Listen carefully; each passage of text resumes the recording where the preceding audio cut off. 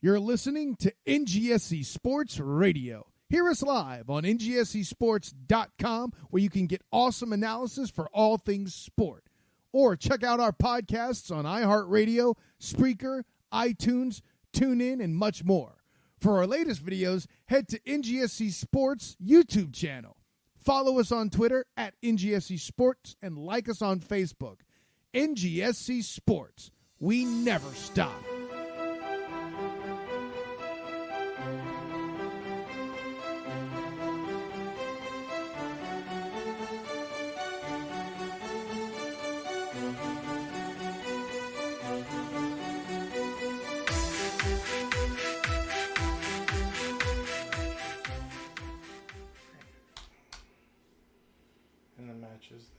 That won't be played. What I'm confused about is I wonder. I don't want to have to do a coronavirus shot. What are they going to do with teams in Italy? Because they're not playing anymore in the league, so. I mean, I guess they're still. They're still technically in Europe, isn't it?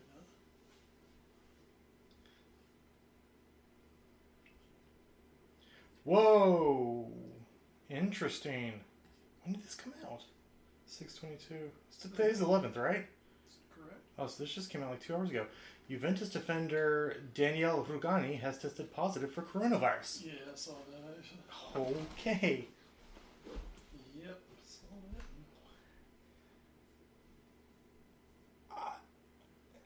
that. So. Oh. Okay. I don't know what that means for their tie against Lyon. But okay. Okay. Oh, this is gonna be a damn clusterfuck.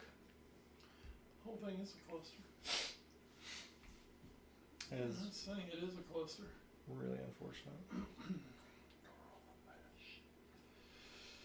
Help me, Jesus. Oh, you were sneaking. Yeah. I was like, what was that? And then let's do this. There's no. I am still waiting for my Ruka.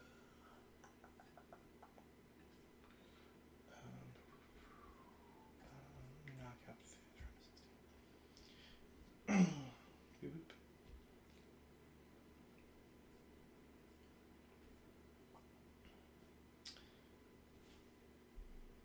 So let's see.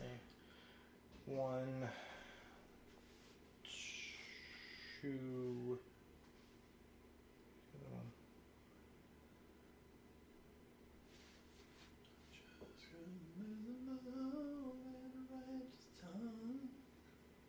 So 2 group winners moved on, 2 runners up have moved on. Dynamite stats. Alright.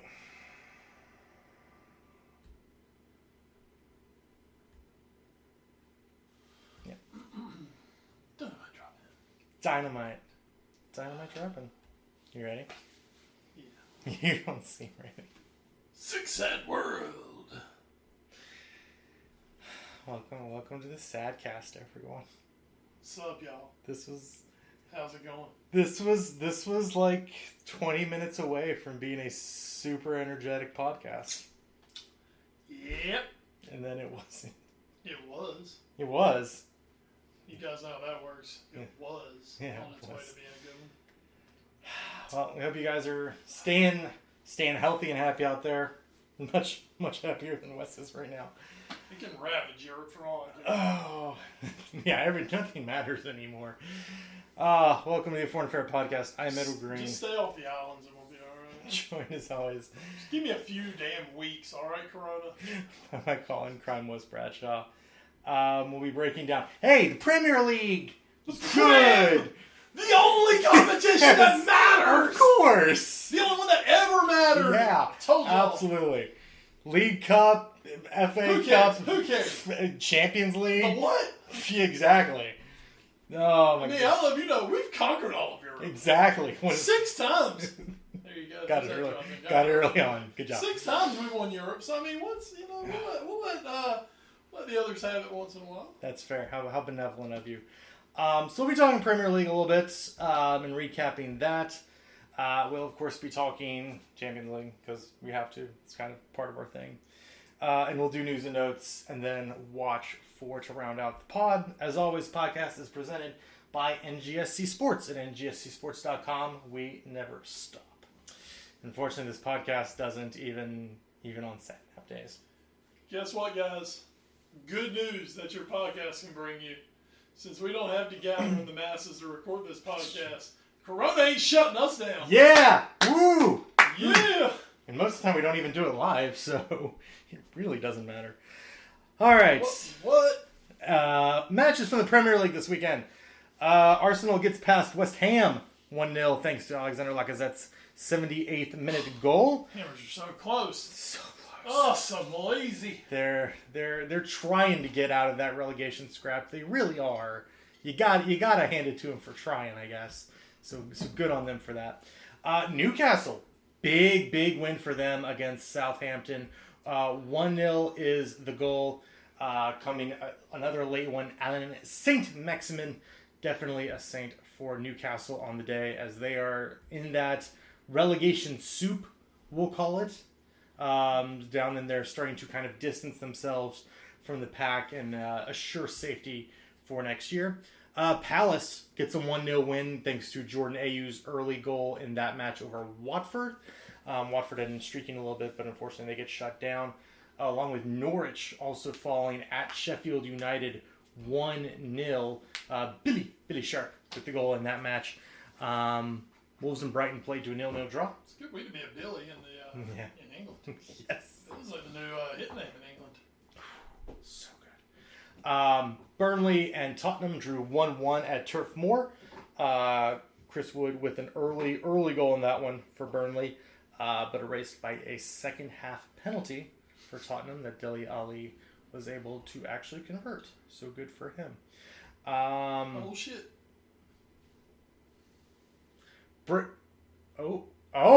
We have actual breaking news. Let's confirm that before we do it. Sure, because that sounds like it's a reputable source. Well, that's somebody posting on... True. Didn't actually... They say it's from the Times. Yeah.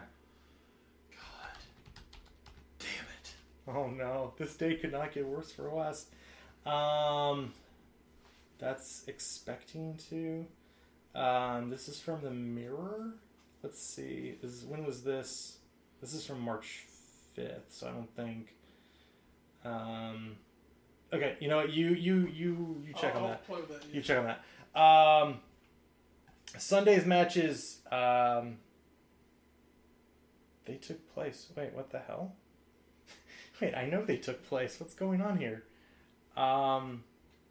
This is really weird. It's saying there was no score. I promise you there was. Chelsea blew past Everton 4-0 at Stamford Bridge. Oh, yeah. Yeah, I know that. And then Manchester United with a nice Derby Day win over Manchester City. I'm terribly sorry, folks, but the NBC Sports website is showing that these games were not played, which I know is false. United gets the 2-0 win over City. Wow, this is really weird. I'm not seeing it anywhere, so we're not. Okay, we won't confirm that. Well, that was from the Times. They quoted it as being from. Yeah, but I didn't see anything when I googled with the Times. Nothing came up. Let's see. Let me actually go to like their main website here. Do you have a sports section? We are fact checking this podcast live. This has never happened before. It's like one of my go-to pods as well. Oh my god, what's happening here? Wait, where's your sports section? Why is it okay? Oh wait.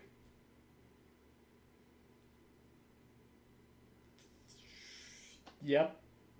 Well, okay. So, breaking news. Rest of the Premier League happened. Leicester City won big against Aston Villa 4-0 on Monday. And then Liverpool also beat Bournemouth 2-1. Do you want to talk about that at all? We're back, baby. There you go. You're back for 24 hours. This is from thetimes.co.uk. This was updated at 12:01 a.m. Greenwich Mean Time, which I believe is 4 hours. Right, they're 4 ahead of us now because we switched. This was like 20 minutes ago. Games to be played behind closed doors as part of coronavirus crisis plan to start as early as today, which for them is Thursday. Oh God, please tell me I don't have to actually pay to read this article. Please tell me I have a login that works. Please. Oh, I think maybe. Do I? Please. Oh my God, I think I do. Guys, this is the best it's ever been on the podcast. Don't worry.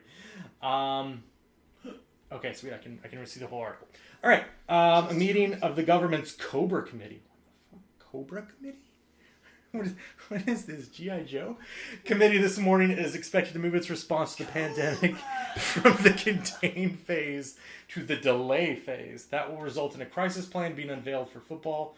The Times can reveal, these are bullet points, the current season will not be postponed, and instead matches in the Premier League and lower divisions will be moved behind closed doors. All Premier League season ticket holders and ticket holders for individual games will be able to stream coverage of matches into their homes. Interesting. No games will be shown in pubs so as to avoid congregation of people. Now, the London Bridge is going to be showing it because I'm playing West Everton match next week. Premier League games will not be shown live in the 3 p.m. slot on Saturday afternoons. Here I found a second source. Okay. I'm trying to open it. The Liverpool Echo is reporting Premier League to go behind closed doors under new plan. The plan may be... I'm sorry, real quick. The plan may be implemented once the number of UK coronavirus cases passes 500. Last night, it stood at 460. Go ahead. What you were going to say? Oh, my God. I mean, it's not opening for whatever reason, but... That's fine. Paul Gorst from the... who is a Liverpool Echo correspondent... Mm-hmm. Has said could mean Monday's Merseyside derby will be played without Reds or Blues in attendance. So here's an interesting thing that comes up in this article, because this is actually I saw bandied about on Reddit a little bit. People were like, "Well, if you do it behind closed doors, then everybody's just going to go to the pub and crowd all in there and be all congested anyway." But now what this is saying is they foresaw that happening, and they will not allow it to happen as well. I've read another article that said, whatever the plan, because, guys, I don't know if you know this, Liverpool's going to win the league this year, that the parade might not happen, or it might happen in a very different way. I'd say this is so Spursy, but we have nothing to do with this. That's what it feels like. This is Mourinho's fault somehow, right? Somehow. Can we blame Mourinho? What a... This was not your day, Wes. This is just not your day. The now famous online meme of SpongeBob standing up and saying, "All right, I'll head out now." It's literally... If I was not here and respected your position of this podcast, Ed, and what a great person you are, I think I would drop by and I'm going to head out now, and I would probably get up and just leave. This is... Well, I need to know, how... Had a great run and a great workout today. Oh man, was feeling great. Did Lake Johnson 3 miles in a sub-11 pace. It's really good. It's on fire today, man. It's it's gorgeous and great little, great 3 mile run. Nice weather today. It was sub 11, man, for 3 miles, and there's hills out there. It's a big deal. Wait, I'm sorry. What? Huh? You did 3 miles in sub 11? Sub 11 pace. Oh, I was like, yeah. You should try out for the Olympics. No, I did it in like 30. Okay. Like 30, 40 or something. That's really good. Yeah, for me. Yeah. I'm a recovering fat ass. It's really good for me. That would so have been yeah, good. man, I was feeling good. The sun was out, and literally, as I was texting you, as I'm on the way to the Palatial Studios here in an undisclosed location in Wake County, gorgeous day all day. Liverpool has lost. my 90s mix on Spotify is playing the saddest music ever. It starts with some Alanis Morissette and some Jan Arden. Mm-hmm. And then, of course, it just begins to rain torrentially. Well, and now Son of a bitch. I have to ask, because we had a nice little pre-pod sit down at the table with one named producer Jackie, and that was very nice to always have her included in the talk. But I showed you a tweet that was directed at Arlo White, not the one we can't decipher, the one that led to his initial response of, is with just the one cup now, which, spoiler alert, Liverpool's out of the Champions League. With just the one title they're going to win this year, because they are still going to win it. They're 25 points up on City. City has a match in hand, but Liverpool are going to win the league. Period. The end of story. To go from winning, you're in the FA Cup and the Champions League, and you're going to win the Premier League, to out of the FA Cup, out of the Champions League, and now you're going to win the Premier League, but it looks like you're going to win it behind closed doors. How are you feeling right now? And I hate to... I don't want it to seem like I'm trying to pile on here, but I'm really curious how this feels. Because, back in November, this felt like a dream season, and now it's still a great season. Yeah. But... Well, holy shit. It's like, God, it's all like coming, it's like this giant dump all of a sudden. Yeah. And I don't mean that in like a shit dump, I just mean it's like everything is being dumped at once here. Yeah. 3 weeks ago, Liverpool rules the world. Yes. Best team in Europe. Best team in Europe. Potentially, one of the great teams to ever take the field. Mm-hmm. No losses in the Premier League, flying high. Whatever. I still can't figure out all the bookies that made City the favorite to win the Champions League. But really, Liverpool had to be your favorites because they're just playing better than everybody. They're kicking everybody's ass, taking everybody's names. We gotten through the FA Cup playing a bunch of 12-year-olds. We're not in Everton out of the cup playing a bunch of kids. Life's great, man. Okay, a little setback in the League Cup. It's the League Cup. Who gives a shit? You won the World Cup while the Club World Cup while that was going on. If you gotta lose one, that's the one you're losing, right? And then the last 3 weeks, we're out of Europe. We're out of the FA Cup. Watford hammers us, so we lose the undefeated season. Whatever. We're gonna win the league, but damn it. Yeah. And I think Arlo White made the best point. Okay, so ask me a question. Is this season a success? Wes Bradshaw, is this season a success for Liverpool Football Club? Unequivocally. Yes. 30 years since we won the league. We measure ourselves by two things, Europe and the league. We're the defending European champions. Sure. And it's been 30 years since we won the league. Yeah. And we come out, and after a season where we come up 1 fucking point shy, we absolutely barnstormed the Premier League. We're beating the hell out of everybody, and maybe not number-wise. Yeah. But, we're sitting here, we're winning. It's not win, draw, win, draw. This isn't Arsenal. Yeah. We're winning. Yeah. We're winning matches. United was literally the one blip on our radar. All of a sudden, then Watford hammers us, that's gone. We turn around the FA Cup, we're like, well, hey, treble's still there. Yeah. Nah, it's gone. Well, the double's still there. Nah, it's gone. Well, at least we're going to get to lift the cup in front of our fans. No, that's fucking gone now. Well, at least we'll probably finish the year as the highest point total ever. No, they're going to cancel the fucking season before it's said and done. They're going to get to 3 weeks and be like, you guys won. It's done. We can cancel. We're going to be on 99 points and they're going to be like, all right, we're canceling the rest of the league. Sons of bitches! I don't think... It's like, literally, I know right now, I sound like the guy who... I'm so pissed off. My third Ferrari is leaking oil, and I do not want to clean the tile in my 10-car garage. I guess that's what I sound like at the moment, but... I don't think you're wrong to feel this way, though. I think with how well things were going, to have it all, or almost all, because you're still going to the league, but to have almost the whole thing just collapse in the span of about a month is just bizarre.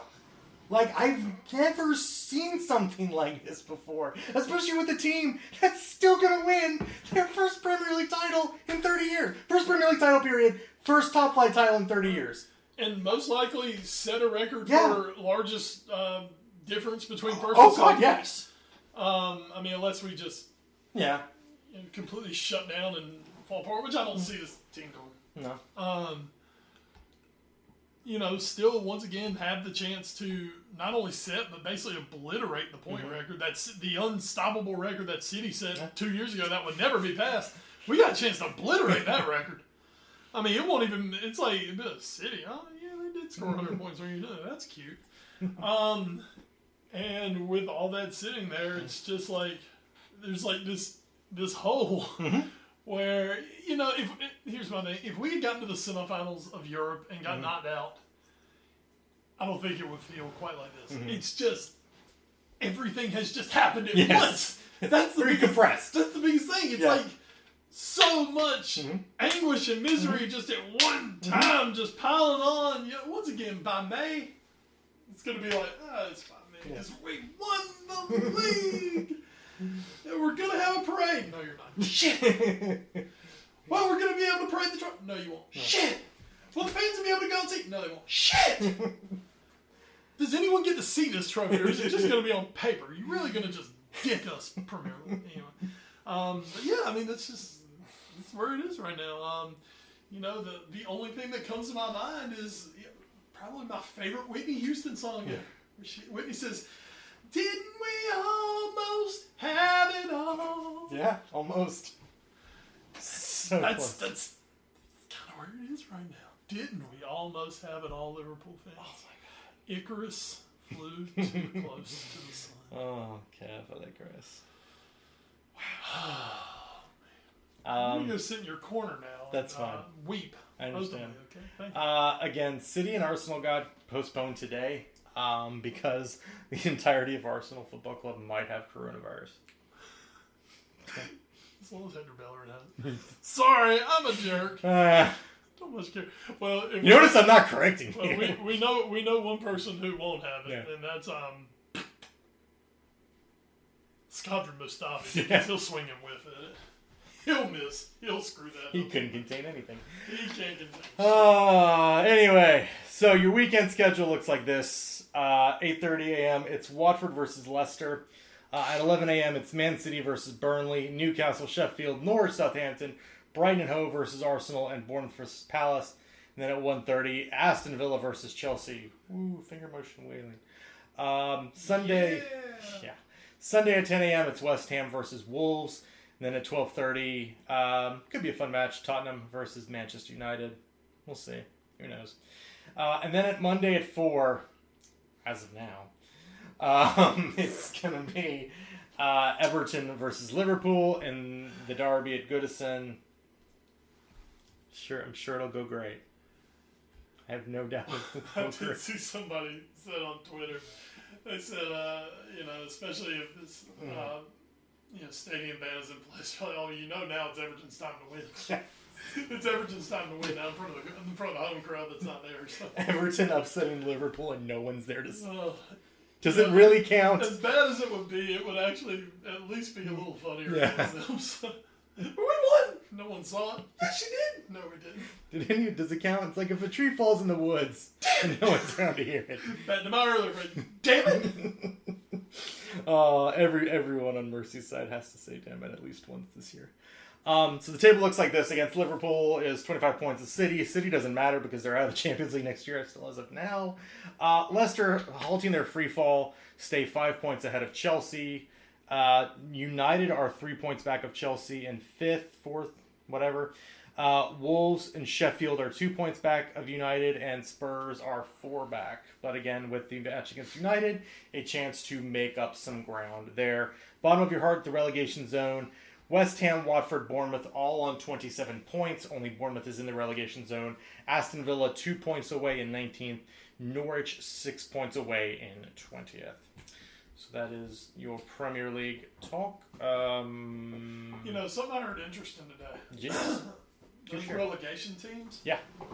especially someone like, say, an Aston Villa or whoever you said was an 18th based on goal differential. Bournemouth.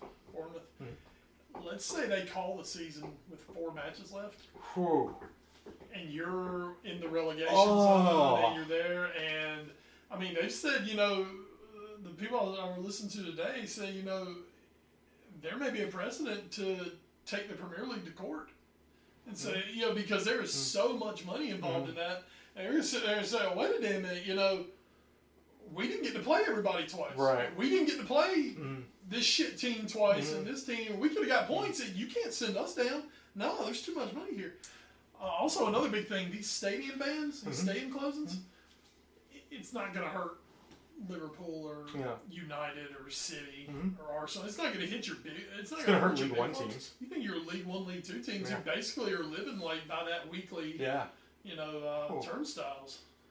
Another thing I thought about: what if? I don't think they're going to cancel the Premier League because looking, even with like 4 weeks to go, because looking at that Times article, it seems like there's a bunch of penalties they'd have to pay if they actually cancel the season. It would take something really right. My question is, if they do end up canceling the season pre-match 38, do they just freeze the Premier League and say, okay, nobody gets relegated? Sorry, championship teams. Got to do it again next year. But then those teams, there's no good answer here. That's the problem. United, I don't know the championship. I think it's West Brom. I think West Brom is winning, actually. Yeah, those teams are like, wait a minute, no, by our rules, we're going up. Yeah. Some I have heard, and I guess we're getting this, no better time than the present. Sure. Euros. Yeah. Shit. I've heard something where, maybe they just postpone seasons and go into the summer. Yeah. And you're just like, all right, well, we're not going to play Euros, but God, Euros and Copa this summer. Yeah. I mean, I really thought about that. It's just saying South America's looking at this going, you have a pandemic. We call it Tuesday. We call it the Amazon flu. Exactly. I have wondered about that, if they would just put a hard reset on the season and say, all right, you're cancel the rest of the season, cancel the rest of the Champions League, Euros, nobody cares about Europa. Euros are done. We'll see you back in August. Start the next season. And of course there's Champions League qualifiers in June. Yeah. Like, what if we're not ready? I say we, like I'm part of this. What if they're not ready to go in June? I think by then, if it's still around by then, we've got bigger problems. But I mean, this is a bigger disaster than some people getting sick. This is football we're talking about. Football is life!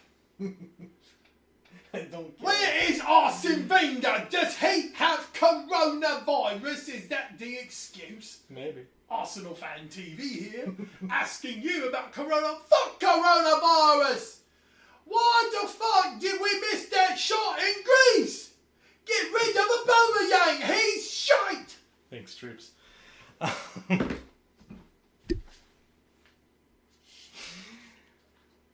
don't want to talk about Corona, I want to talk about David Luiz. God. If there's a symbol of coronavirus, there's a picture of David Luiz. Just that head in there. They've advised people to shave off their beard because the beard carries corona. What about David Luiz's head? I mean, there's no telling. He's from Brazil too. So Buzz cut. I mean, he's probably got all kinds of flus up in that head. Let's take a look at the Champions League. While it still exists. Do we fucking have to? Sort of, yeah. Jeez, I have another song to sing. Don't worry. Let's start with the one that you actually kind of called. Well, a couple weeks ago, you were saying, you know what? Wouldn't be surprised if I was watching was watching PSG Dortmund, and in the corner box I saw the Valencia Atalanta score, and all of a sudden it was 3-2 Valencia, and that pretty much happened. Valencia gave it a go. Give them credit; they did try. Atalanta still wins. There was no bus parking in that match. Hell no. 4-3 is the final for Atalanta. They're going to go through 8-4 on aggregate, and the fun story that is the Atalanta Braves, Continuing on, of course, they're an Italian team, so... And in the north. Yeah, so who knows how long their run will actually last. Well, there was... Just, let's once again just say that they suspend or just cancel, starting with the final 8 of the Champions League. Not that we want this to happen. There was a long-running wrestling subplot for about a year where Heath Slater, who is known as more of a comedy wrestler, was on his way into the Royal Rumble, was coming down the aisle, and got jumped from behind, beaten to a pulp, and never made it to the ring. That's unfortunate. Well, what that also meant was Heath Slater was never eliminated from the Royal Rumble because he never made it into the ring. So for a year in interviews, he'd bring, I was never eliminated in the Royal Rumble. I'm the real winner of the Royal Rumble. I was never eliminated. Not wrong. So of course, by the time he comes in the next year, he sets like a record for being eliminated in 3 seconds or something. Not really. But anyway. Are you saying that's Atlanta? Well, I'm just saying that could be Atlanta for the next year. Well, you know what? We don't lose at the Champions League. So you get me live. Oh boy. We don't lose at the Champions League. We are still in it. But you finished ninth. We still in it. Spaghetti and beat the ball. Beautiful. Just wait till we start talking about Wuhan in a minute. Oh God. We're definitely not. So congratulations to Atlanta. Big win for you guys. You're never going to be out of this. Pretty much. Liverpool are still going to be defending champions. There you go. They're still two. They'll be holding 2 trophies in August. We're like the meme where the guys said, like, if they shut down the Champions League, you can't officially no longer be Champions League. Can't lose the Champions League if nobody else takes it. Nobody else wins it. So, we're just saving our legs. That's science. We're just saving our legs for next year. That's it. There you go. Good job, Jurgen. You're my man. You're my man, Jurgen. Tottenham. Sorry, I shouldn't say Tottenham. Leipzig 3, Tottenham 0.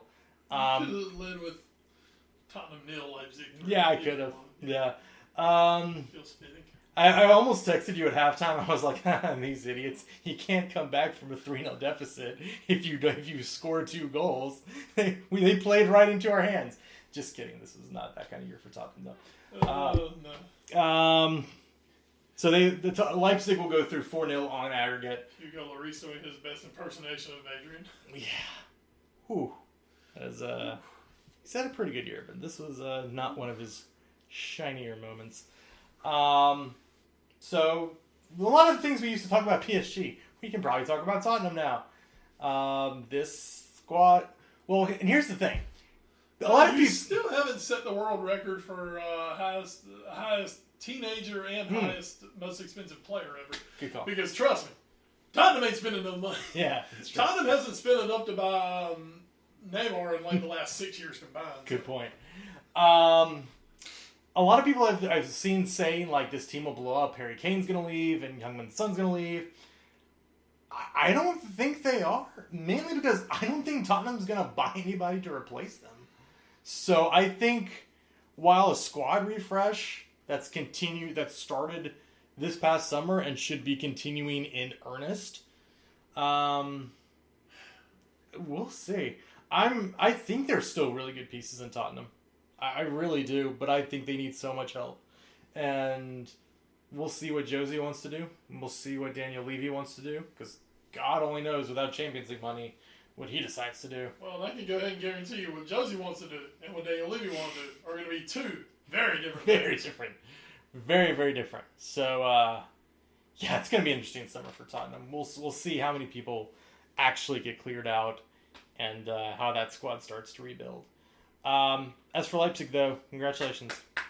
Final 8 for Leipzig and putting that Red Bull money to good use. So, good on you, lads. Here's one I don't know if we saw it coming, totally. PSG 2, Dortmund 0. Yeah, really. Dortmund not scoring. Yeah. You figure Dortmund get at least one. Mm-hmm. Make something interesting This was one of the matches played behind closed doors, with no one in attendance, as was the Valencia and Atalanta match. PSG getting 2 goals in the first half, 1 through Neymar. They go through 3-2 on aggregate. I think we were sort of saying it on air, but I think also privately we were a lot more strongly feel about it. I think we thought PSG was done. I thought this team was done. We were already talking about them blowing up if they didn't get past Borussia Dortmund. They just kind of usually are done. Yeah, but I mean, if Neymar stays healthy and he's actually scoring goals and he's not going to his sister's birthday party. That's right. The birthday party's passed. Yeah, okay. So this is obviously, and once again, now PSG fans are going, oh, how did they say? Oh, we of course you're going to cancel the Champions League, you motherfuckers! Now we go eat some snails in the bay. Can't Arsene Wenger do anything about this first countryman? Where did you start my decision? Big ups to PSG though for getting past Dortmund. Yeah, really give it to them. And at this point, we don't know the Man City Real Madrid result for next week yet, even though City has a 2-1 lead going to the Etihad. Is PSG your favorites now?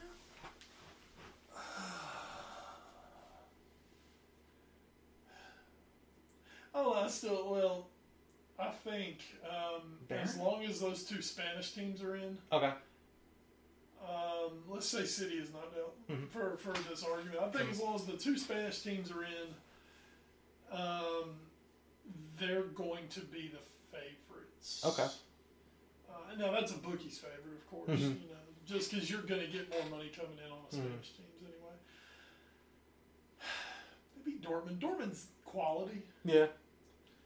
Don't get me wrong. You haven't gone here and beaten a superpower. No. I think it's the fact that PSG beat anybody. Yeah, I mean, getting through is big. The thing is, they've gotten through this part before. It's just once. It's been a long time. It was the Chelsea one. 2016, I think, was the last time. I mean, all hell was there. Yes. Damn! You know, so the curse of Ibra may be over. Oh, we get to the final 8. I'm not ready to jump on board this PSG bandwagon yet. That's fair. Just because, I mean, we saw from that first match, they are vulnerable. Oh, yeah. And, of course, this is a Dortmund team who are much, much, much better playing at home. Mm-hmm. They're a young team, so they're going to get a lot more of that boost at home than on the road. So I'm not willing to start throwing anything in on PSG yet. But that said, I am impressed that they got through, because this is also a spot where you can see PSG just imploding, just PSG all over, PSG all in their BBDs. We'll also have to see, of course, what the draw is. The draw for the semifinals will be held next week. Also, Bayern's going to get past Chelsea 3-0. They're going home with a 3-0 lead.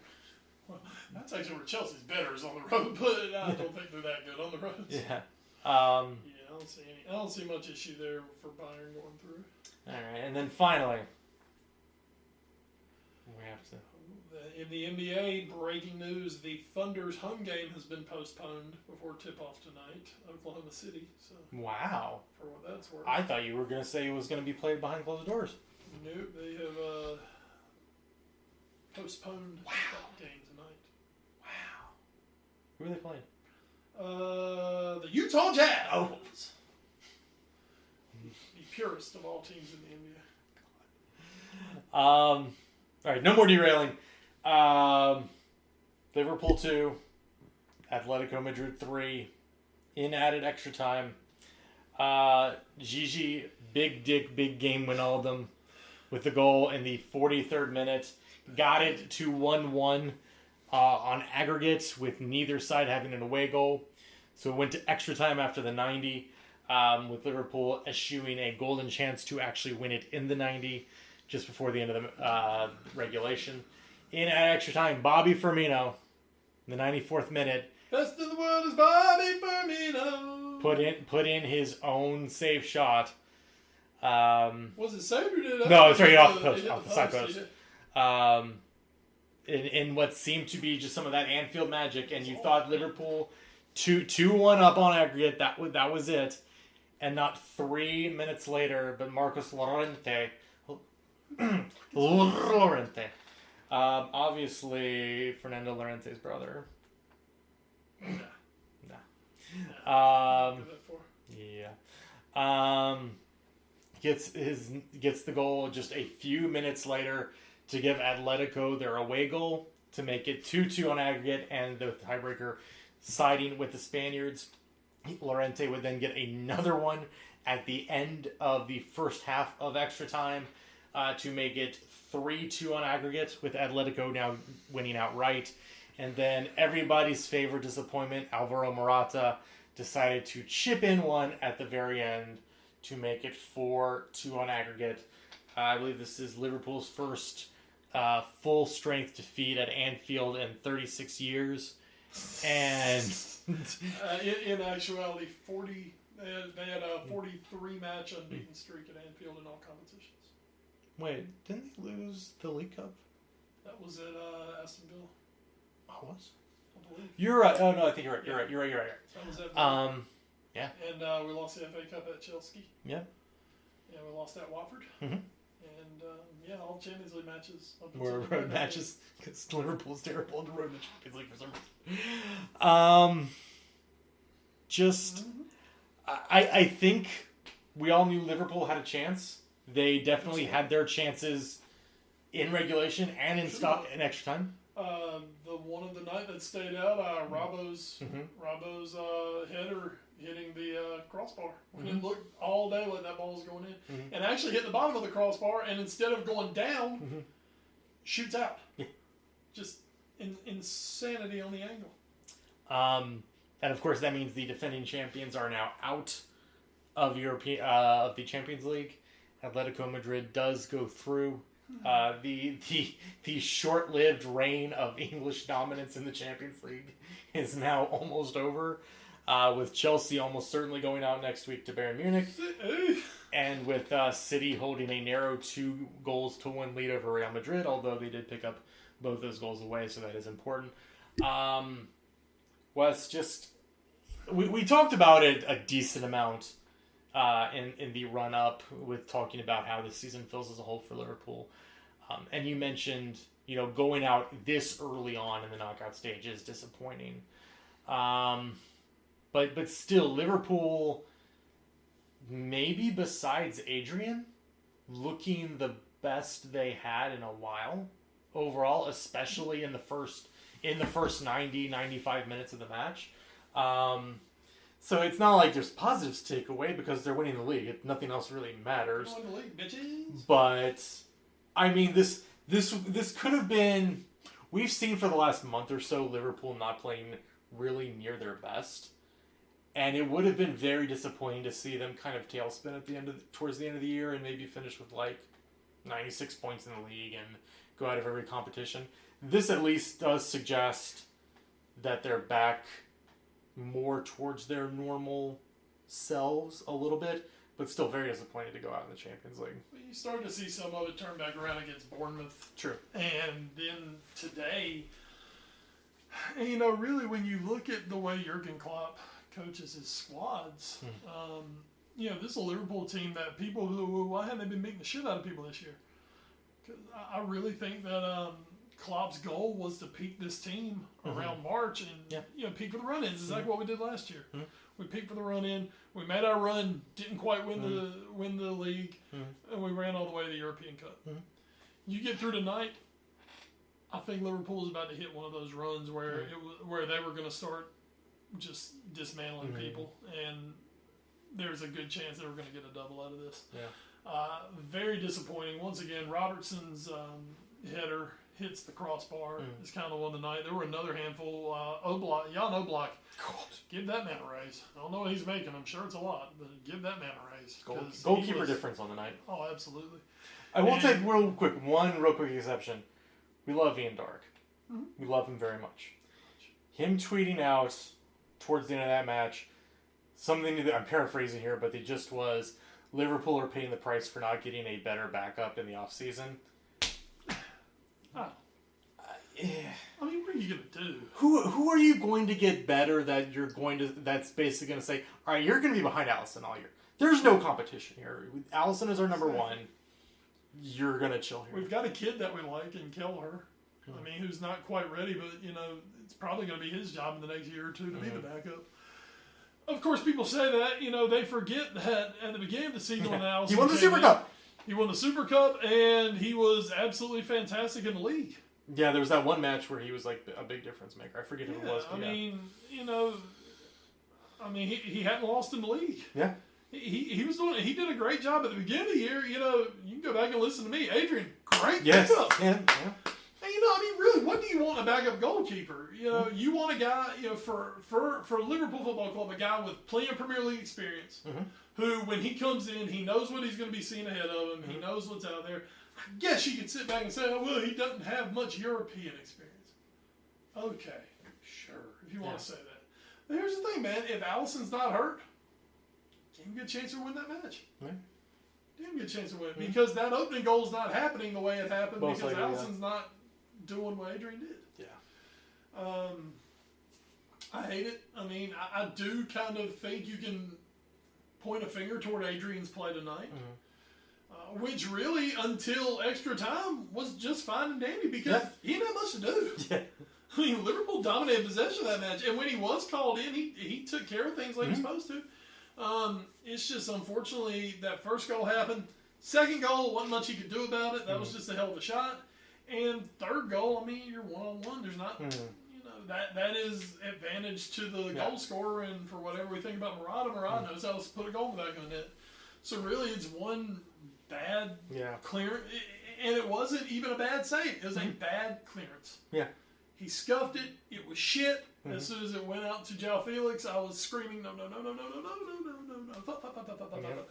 Thank you. That's Carmelo said. And it happened. I mean, once again, should we have gone and got Michel Vorm? No. I mean, here's my question. Like you said, we love being dark. Yeah. Here's my question. Okay, please name me the backup keeper we should have gone and gotten that would have taken care of Claudio Bravo. Yeah, that's really worked out well. He's on his way to the MLS. Yeah. Nobody saw my eye roll on the Saudi Only podcast, unfortunately. But I mean, that's the thing. I mean, it is a very easy cop-out thing to say, well, you should have gotten a better.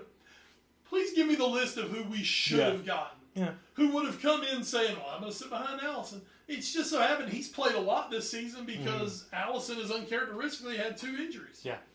Without those, I'm probably fucking forgetting that Adrian's our backup goalkeeper except during some cup matches. Yeah.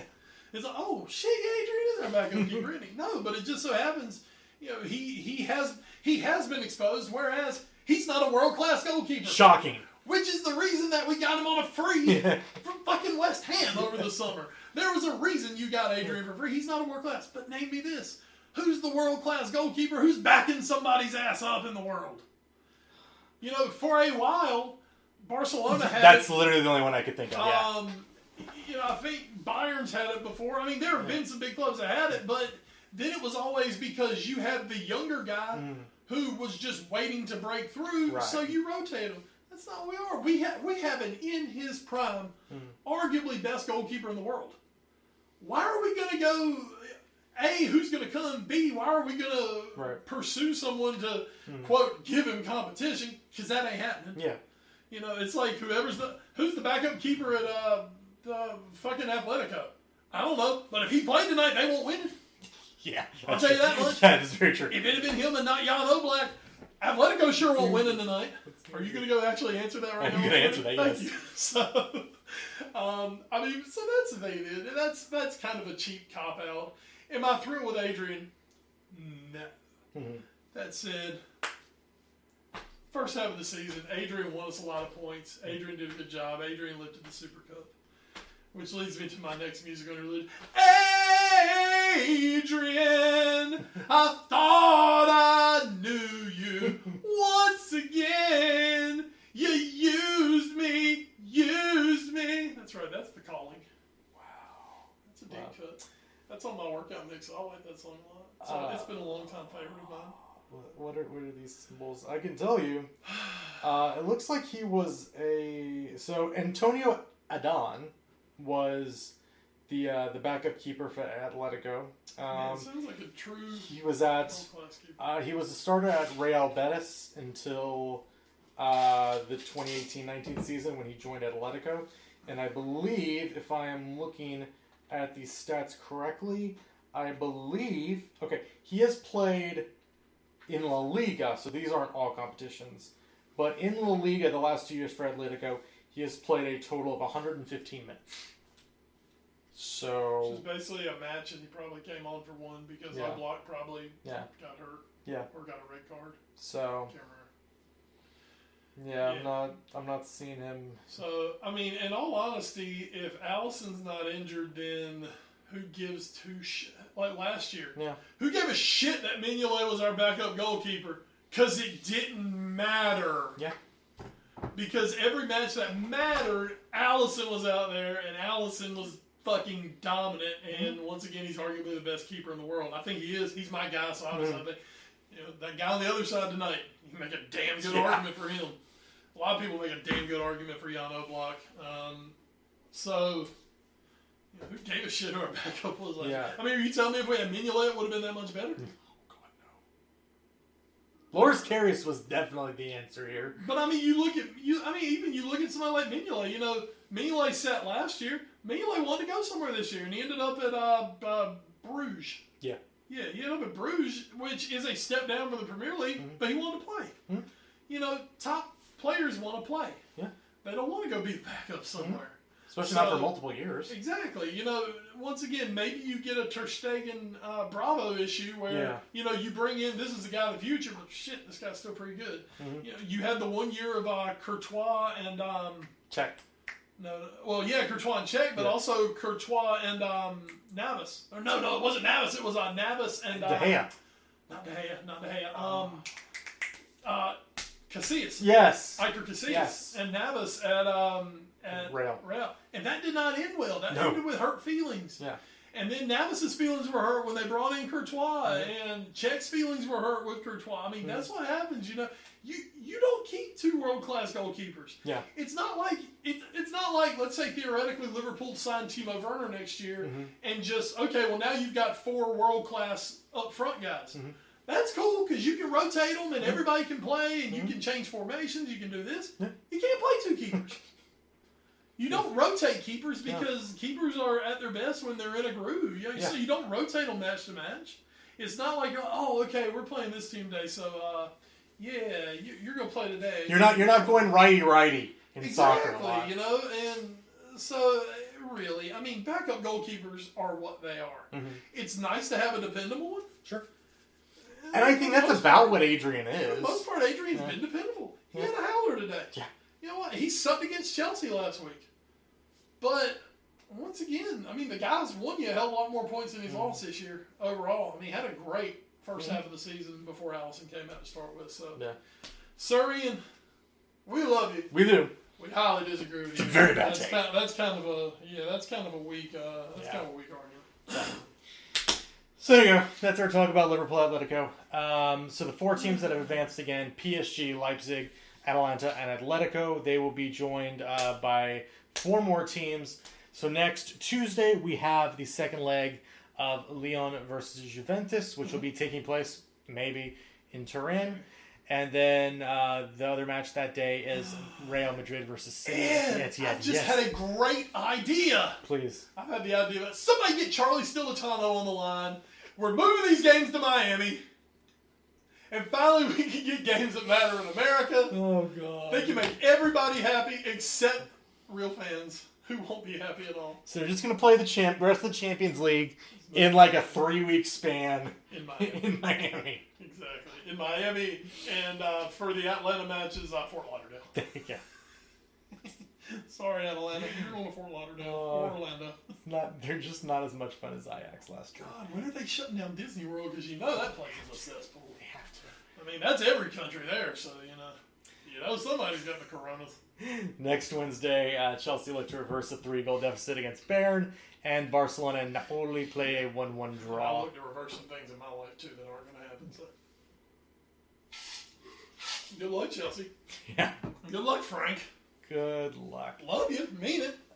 But the Allianz is not kind usually to visiting teams. Europa League is tomorrow. They should just cancel that, to be fair. Sorry, Wolves. they've already canceled a few. Have they really? I believe. Check Manchester United. I don't think United are playing tomorrow. Glory, glory, Man United. Manchester United. Okay. Let's see what we got here. This has been a fun podcast. Just get live news on. Sevilla versus Roma and Inter versus Getafe has been postponed. Getafe? Manchester United back Premier League. They were due to be played behind closed doors, but have been called off. Yeah, there have been matches already.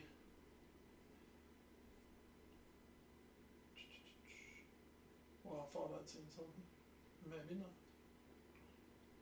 The French League Cup final between PSG and Lyon for early April was postponed. So that's like 4 weeks. Okay, well, nothing else is going to be behind closed doors. Maybe Okay. That's what I saw. But of course, Arsenal apparently all have the corona. They have. They'll be doing something behind closed doors tomorrow. Won't be playing football. And United Tottenham this weekend. Shit. Oh boy, can't win. Hey, at least Tottenham's in a brand new stadium, so you know there's nothing bad there. So there's just no name or anything. Exactly. There's no name, no way to contract the virus. Oh, hold on. I found something in the Guardian. Yes, well, we're going into news and notes, so this is a beautiful way to go into news and notes. As we put up the Guardian here, what you got from the Guardian? Doesn't want to open. I can go to the Guardian real quick. It says Europa League thrown into coronavirus chaos. Its 2 last 16 ties are. Da, da, da. Yeah, I just googled Manchester United and it came up. It was like the third of the top stories. Let's see what we got here. Sport. Only will accept what the authorities decide regarding Tahith Chung, the signing new contract for United. Doesn't my phone work? Oh yeah, because it's basically destroyed. Forgot about that. I found that Europa League thrown into chaos. While Manchester United's fixture against Las Clines and Wolves meeting with Olympiacos still set to take place behind closed doors on Thursday night after the Greek side's players all tested negative. It is understood UEFA is considering what action to take to ensure the competition can still be completed despite the widespread disruption. The Copa del Rey final also got postponed. The Copa del Rey finals between Bilbao and Sociedad? Yes, it is an all-Basque final! Yes! Yes! I obviously have not been paying attention to the Copa del Rey this year. Barca and Madrid were not down. It is an all-Basque final! Oh, man. The rest of the country hates that final, but the Basques are very...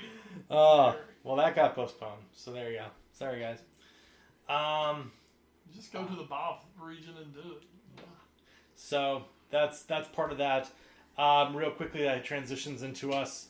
The other story of this coming from Bleacher Report: Serie A and all Italian sporting events have been suspended indefinitely, which, as of this article, is until at least April 3rd.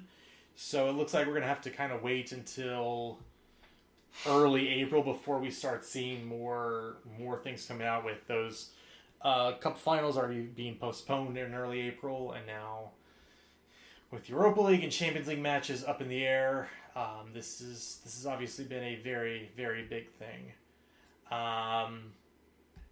Anything else? This is also where we normally pimp the Athletic. Anything you want to pimp from the Athletic? I can go first if you need. Yeah, go ahead. I do have another Corona update. Oh boy, we'll get that right after this. Real quick, my 2 articles from this week would be a special investigation: Birmingham City on the brink. That's very good. Not good times there, and then interesting article. Not that I loved everything it said, but it was very, very interesting. From Daniel Taylor, why did English football turn its back on Roberto Mancini? Very, very, very interesting there. What's your coronavirus update, Wes? All Ivy League Spring sports have been canceled. Wow. Okay, so I know they canceled the basketball playoff, but yeah. So, and this affects down here. East Carolina's supposed to play Columbia this weekend in baseball. Oh, wow. Okay. So ECU has a weekend off now. Yay. No, we're playing good. So now I wonder, so does that count as, are those 3 wins, or is that just like they wipe it off the schedule? I don't know. I would guess they wipe it off the schedule. That would be my guess. Most likely. So, I mean, there's a whole conference canceling their entire spring slate. Wow. Granted, it's the Ivy League, but still. But, I mean... It's a Division I conference. Absolutely. Somebody was going to the NCAA tournament out of that group.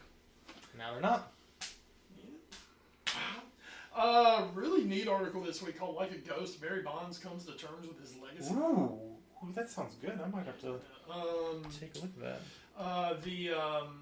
The scary night where Mark Bartra, when he was playing for Dortmund, and what it was, I believe their bus was attacked on the way to a match, and Mark Bartra was actually injured in that. I actually think I remember seeing the blurb on that one.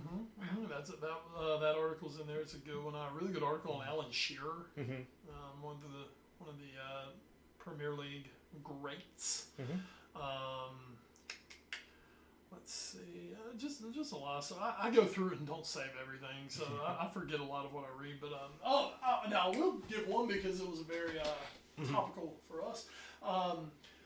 There's a gentleman who's doing college football recruiting news this year. His name is Ari Wasserman, I think might be his last name. That sounds familiar. I'll look it up real quick. But did an article on Mac Brown this week. Oh, wow. About basically, that Mac Brown is doing what he had set out to do.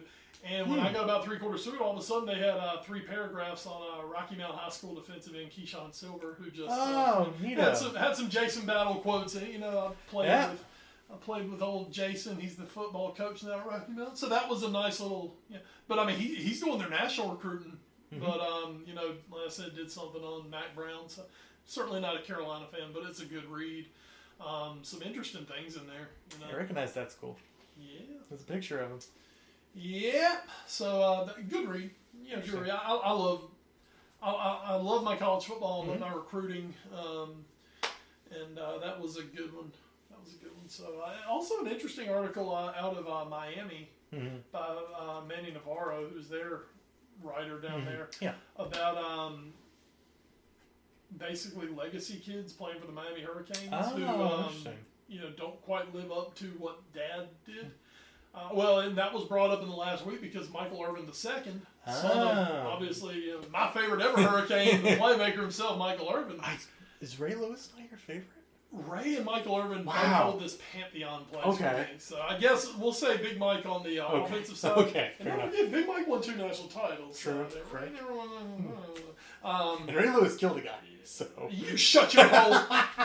He just helped cover it up, okay? Totally My apologies. different. My apologies. I mean, he might as well have just given the guy a lollipop. Fair enough. It's no big deal. Fair enough. But as Michael Irvin II transferred or put his name in the transfer portal, they visited of all people Ray Lewis. Ray Lewis's son had been recruited by Miami a few years ago to be a running back and didn't last. But basically, when it comes down to it, it's just as he's saying, sorry, you guys weren't as good as your dad was. It's just what it comes down to. You weren't as good. But at Miami, those legacies are such a big. It seems like really Miami Hurricanes football. There's so much emphasis almost put on individual great players because Miami, if they're not yet, are actually about to become the college who have produced the most NFL Hall of Famers. Wow. Which is insane considering that this is a program that didn't really hit until the late 70s, early 80s. You're talking about Alabama, who's been amazing for, 70 years, and Southern California and Michigan, Ohio State, all those big ones. And here comes Miami basically popping up in like 1980, and suddenly, in 40 years, well, the Hall of Fame's got more Hurricanes than anybody because we've just fucking been amazing. So, so some, just an interesting read. I'm a Hurricane fan, so it's obviously interesting to me, but, just something to look at.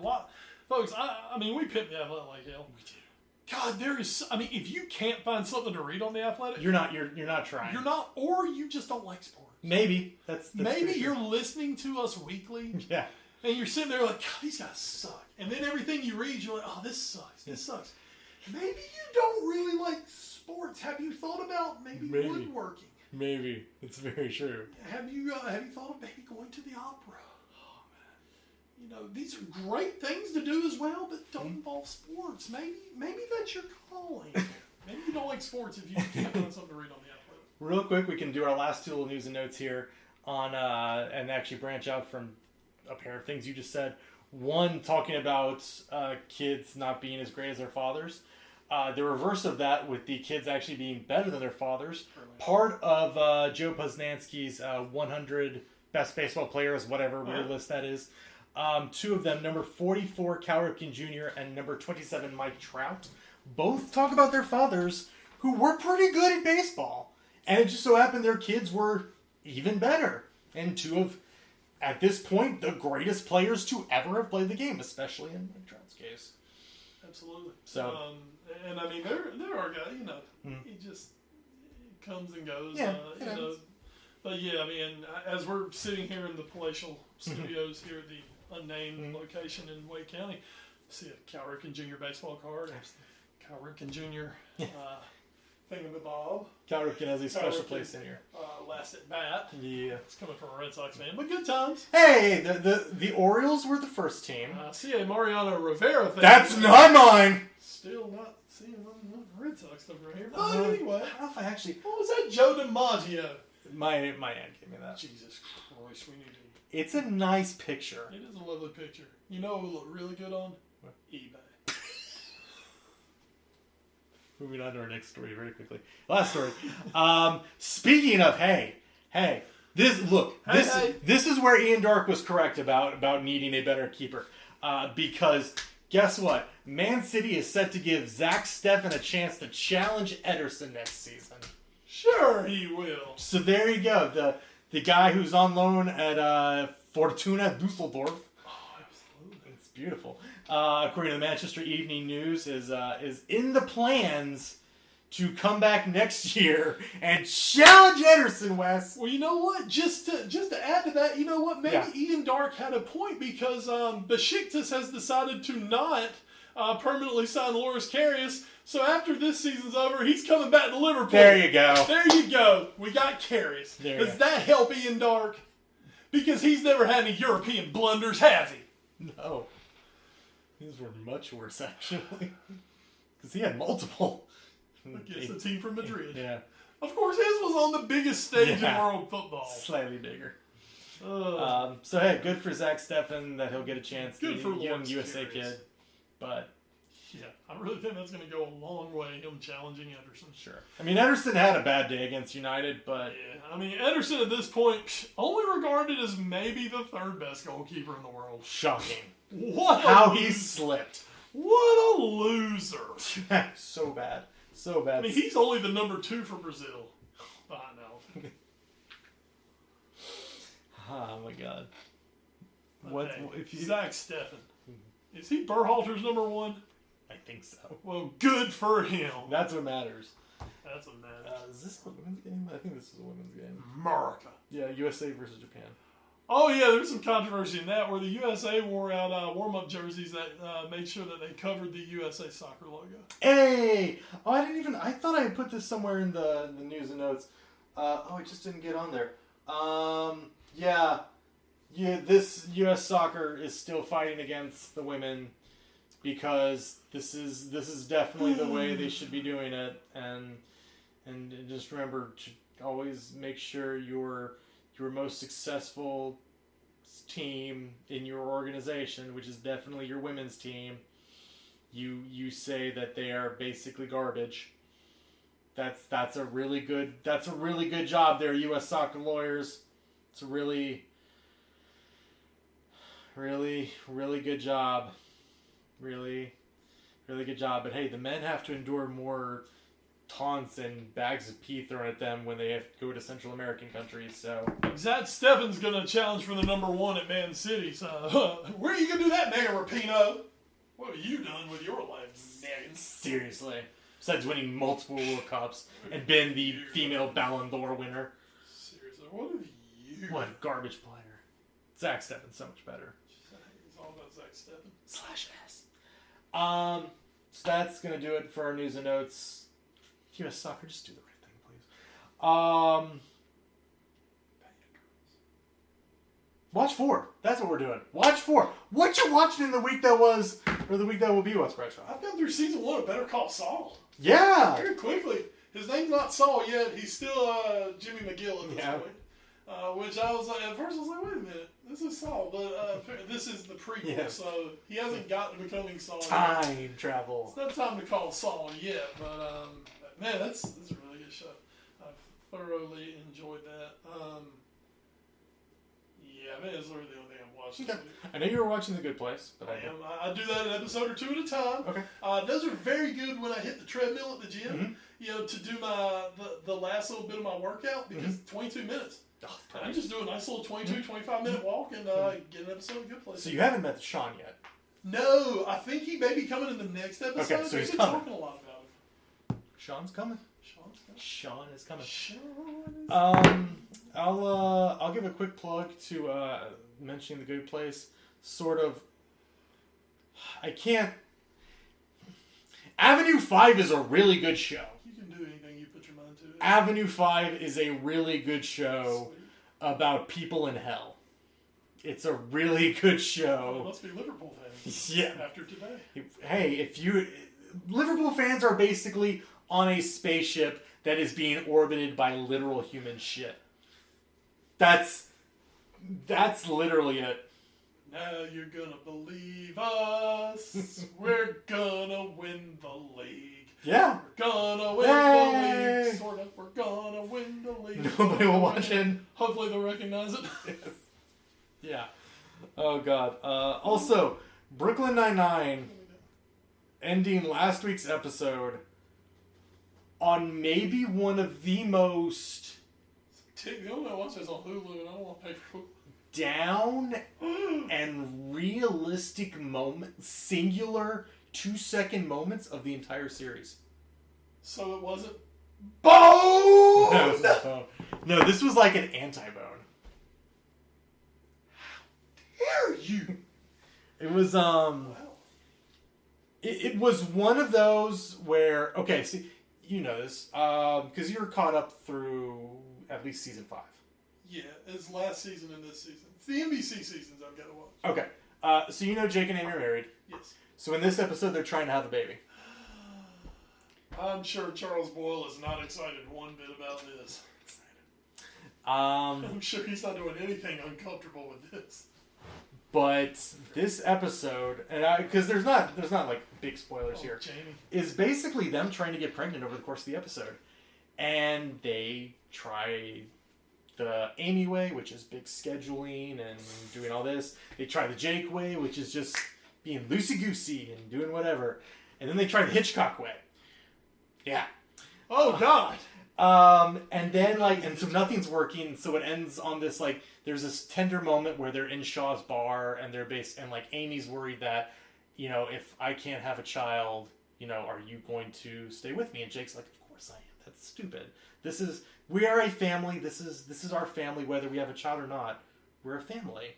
And it's a very sweet, tender moment, and they kiss, and it's like one of those moments where they're like, oh, we should get out of here, and go try again. And it's one of those moments where it feels like in every other sitcom, you're like, she's going to come out in the next moment, and she's going to be like, it's positive. And instead, she comes out and is like, no. And the episode just ends. See, that's too sad, because I was going to say, you mean they went home to bone? Yeah, they did bone.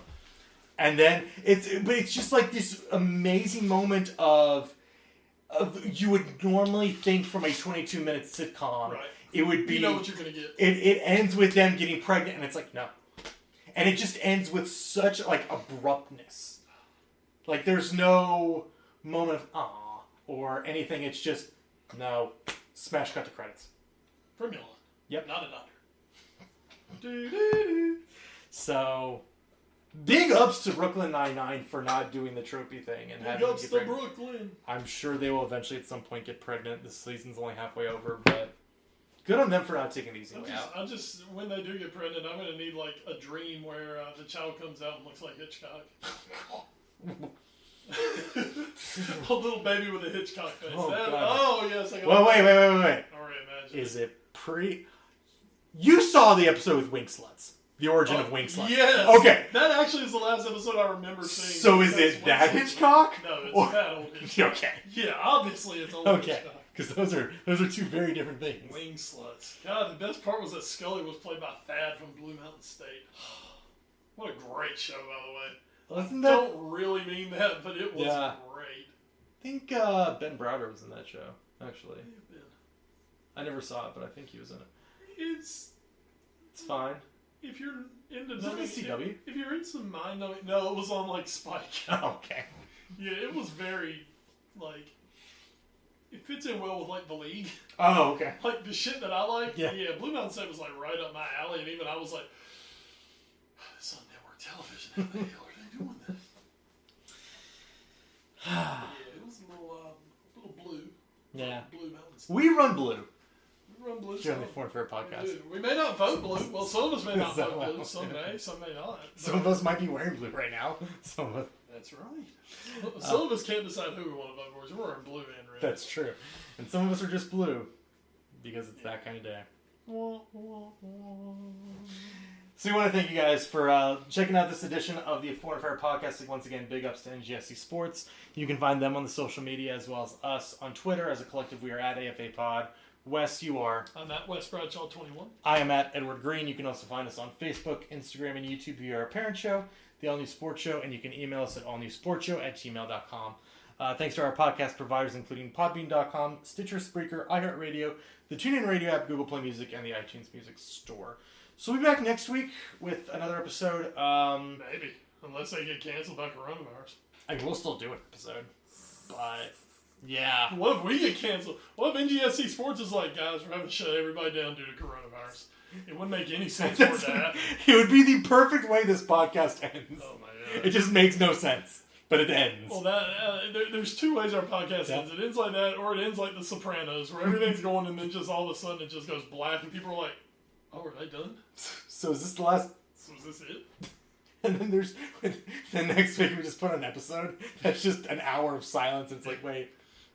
And it'd be NGSC Sports. Oh, we love you guys. Bring me on, not a doctor. Oh, I wish that was I'd be very okay with being part of the Formula Network. We love you, NGSC Sports, I promise. So that's going to do it for this episode. We'll be back next week. Who knows what the hell we'll talk about, if anything has actually happened. Before we get out of here, Wes, anything else? To unfortunately end us on a more somber note, even though we've talked about Jake and Amy, we've talked about Liverpool's life literally just going to hell. Let's just end it. Yeah. Of course, if you've listened to us for a while, you know probably our greatest podcast inspiration ever was and has been the Men in Blazers. Yeah. And our thoughts go out this week to Michael Davies. His father, Trev. You've heard about Trev for years. Trev suffering a pretty significant stroke. And not in good shape, according to Michael. And very emotional moment in Men in Blazers this week. You could really hear it in his voice. And we love Michael and Double Raj. They're pretty much our favorites ever. So just want to send our thoughts and let them know that your podcast brothers are with you. So just let us know when you want to do a crossover episode, guys. Of course. And also, obviously, very tough for him. Not that anything should come over the expense of being with an alien father like that. Right. But of course, Michael Davies also very busy with somewhat resurrecting Who Wants to Be a Millionaire with Jimmy Kimmel. So that, I believe, is this Friday? I want to say is the first day. So obviously, him now having to go full speed with his father. That's in the middle of this very busy period. Very, very sorry for him. Of course, Michael Davies was part of the original creators of the first Who Wants to Be a Millionaire. We do Michael Davies. Just he's the guy who does the podcast. It's like, no, he's actually behind a lot of the shit that you watch on TV. Oh, wow. What about Raj? No, he's just the podcast guy. Oh, okay. Do you guys Watch What Happens Live with Andy Cohen on Bravo? Anyway, Embassy Road. So that is going to do it for us here on this edition, episode 305 of the Foreign Affair podcast for McCall and Crime, West Bradshaw. I'm Edward Green. Until next time, actually, seriously, everyone, really this time, please stay safe. Actually, please stay safe. Wash your hands, people. It's not hard. 20 seconds, guys. And while you're there, sing Happy Birthday while you do it. Do that, or Smash Mouth's All-Star. And then, whatever's left, enjoy the football. Or just sing the sound of silence, because that's all I'm hearing tonight. It's true. Good night, my beloved Reds. It's not been our day. Doing the Disturbed version, or like the original, like Simon and Garfunkel version? Or Hall wait, is it Simon and Garfunkel or Hall & Oates? Simon and Garfunkel. Okay. Hall & Oates did. And Private Eyes. Yeah. I think Private Eyes. I mean, Hall & Oates are not rocking out Sound of Silence. That's true. That's fair. Both have their extreme, like, pluses. Yeah. Because, I mean, I've been in love with the Simon and Garfunkel version for 30 years of my life. Mm-hmm. And then in just, obviously, the last few years, the Disturbed version's come, it's like, oh. It's really good. So, oh my God, every time I hear it, I come out with half a chub because that voice is just that perfect. David Draymond's a really good singer. And that song is just, like, so perfect for him. Yeah. Maybe the greatest cover ever.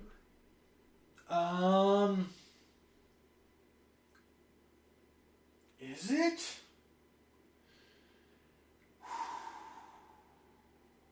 No, there's no way that's true. Well, I mean, that's all subjective. Well, of course. Let's take a look at some. I feel like there's more. You played Mad World today. That's a cover. And that's amazing. Which I didn't realize for like the longest time was actually a Tears for Fears song. But to me, such as that, they just don't get much of a signal up here. You should have Wi-Fi. Well, there is All Along the Watchtower, which was Hendrix. All Along the Watchtower was Bob Dylan. Hallelujah, the Jeff. Yeah. What's his name? Jeff. That's been done by so many people. Yeah, but that dude did it super good. Yeah. Twist and Shout, the Beatles did that remake. Sinead O'Connor, Nothing Compares to You was really good. Tainted Love. Hurt, Johnny Cash. Hurt might actually be it. Hurt's amazing. Hurt's amazing. Because Heard It Through the Grapevine. I Will Always Love You. Because Dolly Parton did it first and then Whitney did it. The Nirvana version of The Man Who Sold the World is so yeah. So good. But you know what? As good as Nirvana's version is, I still think Bowie's version is better. Interesting. I think Nirvana's version is very good. Don't get me wrong. Yeah, I like the Wallflowers remake of Hero. Yeah. But my God, the full David Bowie version of Hero is... I mean, the way that song just builds and builds to the crescendo, and then if you actually listen to like the story of it, it's like, holy shit. Bowie's great. Kill Me Softly with his song. The Fugees. I'm trying to go like through this. Oh, okay. It's not this. This is not my answer, but this is one I really love. Cake's version of "I Will Survive." Interesting. Have you heard that? I've heard it. I think it's really good. It's good. I wouldn't say it's the best ever, but I would give it an honorable mention. Whiskey in the Jar. Mad World, Tears for Fears. Shot the Sheriff, Bob Marley. I mean, obviously, you throw it out there, the best all time. No, there's so many good covers, it's insanity. Yeah. Smooth Criminal was really good, actually. By Alien Amber? Yeah, that was a Michael Jackson song. Yeah. Yeah. That was really good. I just didn't know if somebody else was doing it. Johnny Cash did Personal Jesus, too? Yes! The Depeche Mode song? Yeah! Yeah, it's really good. I knew Manson had done it, and his cover's fine, but... Yeah, Johnny Cash is really... I literally wow. right now. No, I have it right here. I'm going through a list from Esquire of like the best 50. Yeah. And I'm also killing this podcast because I don't want to get sick.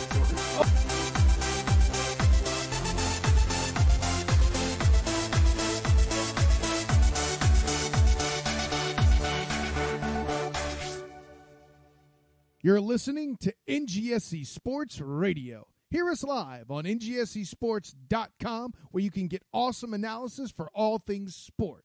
Or check out our podcasts on iHeartRadio, Spreaker, iTunes, TuneIn, and much more. For our latest videos, head to NGSC Sports YouTube channel. Follow us on Twitter at NGSC Sports and like us on Facebook.